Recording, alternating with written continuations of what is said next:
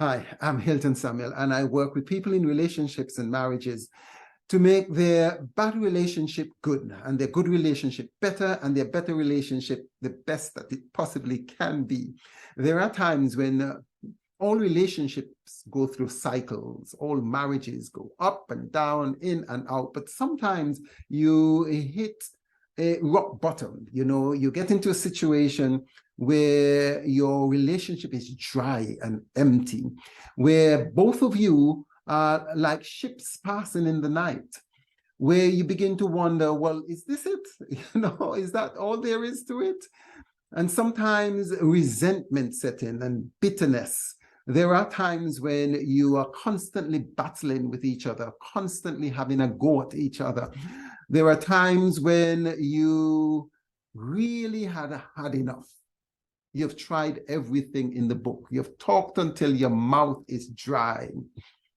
And in this video, or series of videos, I'm going to share some relationship tips, some marriage tips, some practical and pragmatic tips that you can implement almost immediately after you finish watching this video.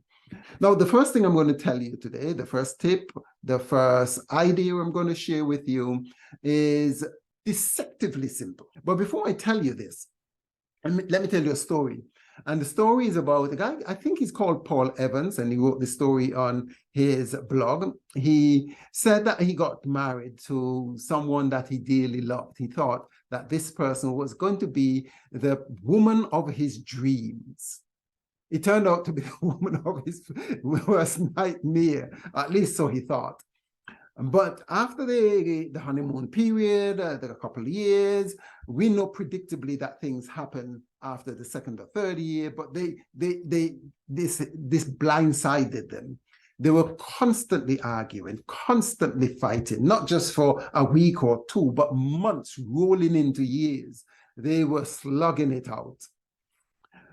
In the meanwhile, his profession kind of mushroom and grew. He was a writer. He found fame and fortune, but his relationship just wasn't making it, wasn't making the grade. On one of his book tours, he said after a successful day with interviews at the radio station and signing at the library, he came back home to his hotel, called his wife, and they had this cycle that whenever they spoke, they would start nicely speaking to each other, and then something would be said from either of them that would trigger a reaction. And then a cycle of back and forth rubber balling, and defensiveness and contempt and criticism and complaint, which are what Gottman called the 4 horsemen of the apocalypse. They had one ding-dong shouting match at each other until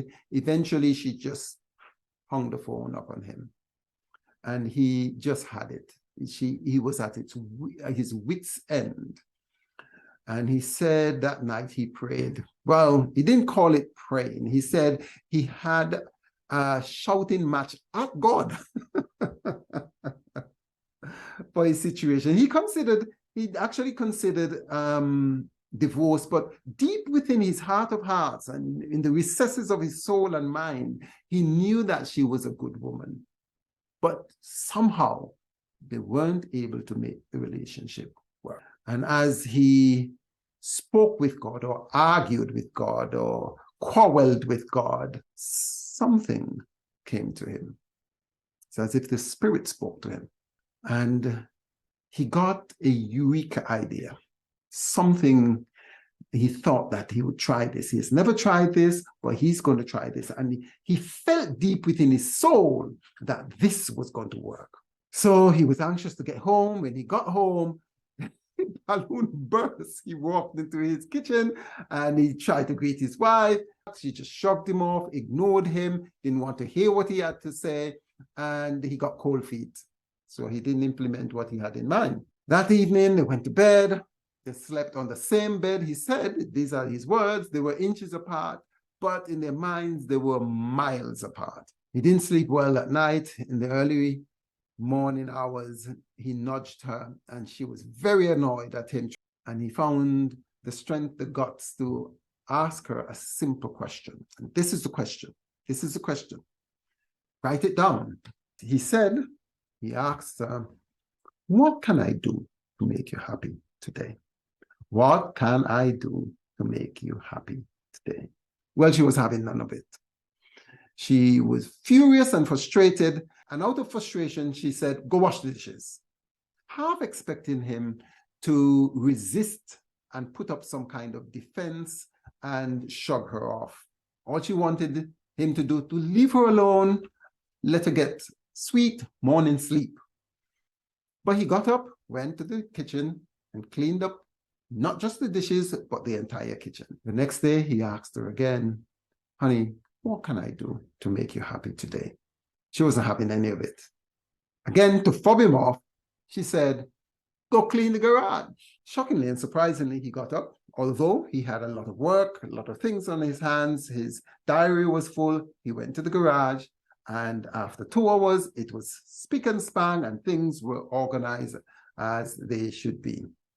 The 3rd day, he did the same thing. The 4th day, the 5th day. And each response she gave, he complied. He did it. It was about the 5th or the 6th day that she began to show some signs of warming up. And she asked, why are you doing this? What's going on? What's happening? And his response was, I genuinely want to make you happy. And the next day, she actually broke down.